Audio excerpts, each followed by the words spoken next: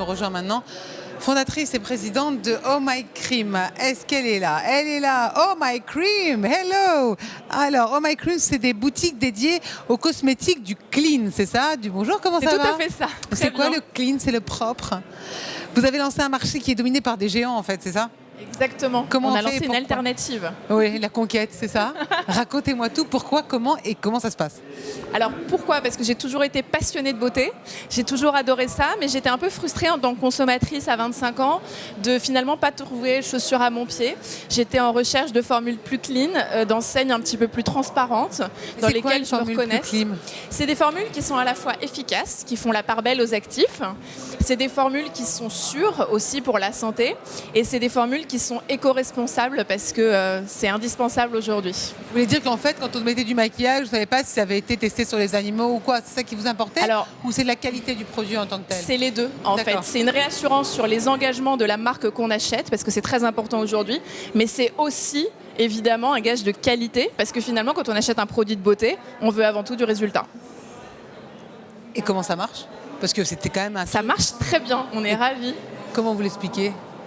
Parce que je pense qu'on fait les choses avec cœur, avec beaucoup d'authenticité, encore une fois. On publie nos chartes de sélection, les gens savent exactement ce qu'ils achètent chez nous, parce qu'il y a un excellent conseil, notamment dans les boutiques physiques, où vous avez affaire à de vrais coachs beauté qui vous font un diagnostic de peau, qui ne sont pas commissionnés à chaque vente, qui sont indépendantes, qui sont passionnées par ce qu'elles font, et parce qu'on trouve des produits qu'on trouve finalement pas à chaque coin de rue et qui valent vraiment le détour, parce que justement, ils vous apportent un véritable résultat, puisqu'on a un vrai regard sur leur composition. On est très, très, très sélectif, et n'importe quelle marque ne rentre pas chez Oh My Cream. Mais du coup, vos concurrents, c'est pas forcément les grands géants, ça pourrait être peut-être les réseaux sociaux qui mettent en promotion un produit qu'on connaît pas forcément. Comment est-ce qu'on fait face à cette concurrence? Nous, on se voit pas comme des concurrents. On est une alternative aux géants de la beauté qui proposent finalement les grandes marques institutionnelles qu'on connaît tous. Nous, on propose des marques de niche qui sont assez peu distribuées, qui ont été triées sur le volet par notre communauté d'experts. Vous avez 20 boutiques en France, c'est ça? Oui, c'est ça. Ouais. Et voilà. Et après, je pense qu'avec les réseaux sociaux et tous les influenceurs qui parlent de marques clean comme nous, finalement, on partage le même combat, à savoir que les gens aient un regard plus intelligent sur ce qu'ils consomment et ce qu'ils appliquent sur leur peau. Mais vous saviez, vos parents sont dans l'entrepreneuriat parce que vous êtes très jeune.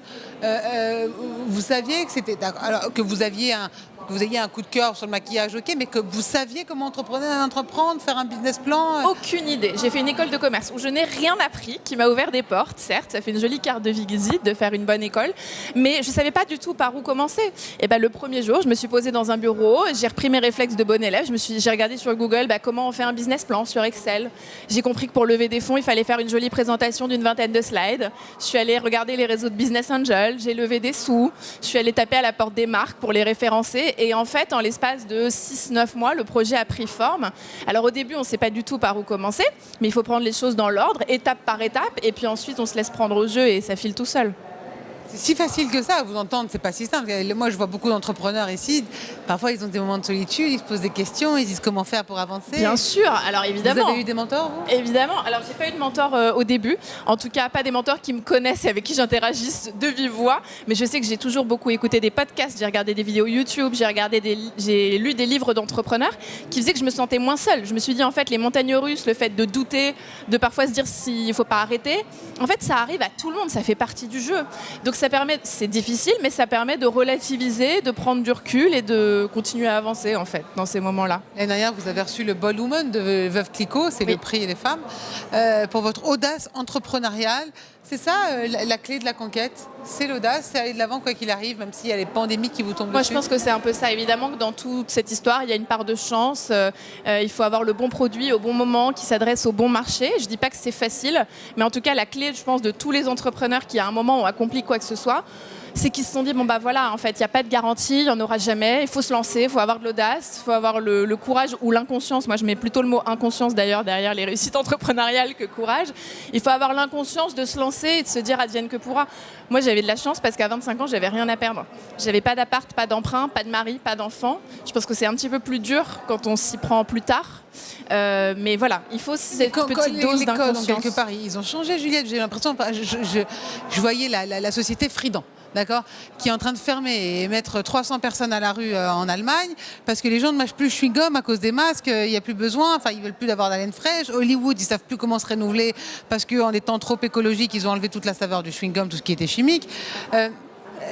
Est-ce qu'on se maquille toujours autant, même si les masques, on met plus de rouge à lèvres à cause des masques aussi. Enfin, comment est-ce qu'on s'adapte à tout ça? Eh ben, en fait, il faut se mettre, nous c'est ce qu'on fait tout le temps et on a été aussi très chamboulés par la crise du Covid où toutes nos boutiques ont fermé, où on s'est retrouvés à devoir continuer à s'exprimer auprès de notre communauté sur les réseaux sociaux et on se disait que c'était complètement indécent de continuer à vendre des produits. Eh ben, on s'est questionné, on s'est dit en tant que cliente pendant ce confinement de quoi j'ai envie. J'ai envie qu'on me propose des recettes de cuisine, des cours de sport, des lives de naturopathe, bref pour m'aider à mieux vivre cette période compliquée.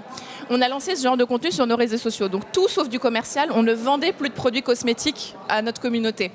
Et on s'est rendu compte que ça plaisait énormément. Et ça nous a inspiré un virage pour Oh My Cream vers quelque chose de plus holistique.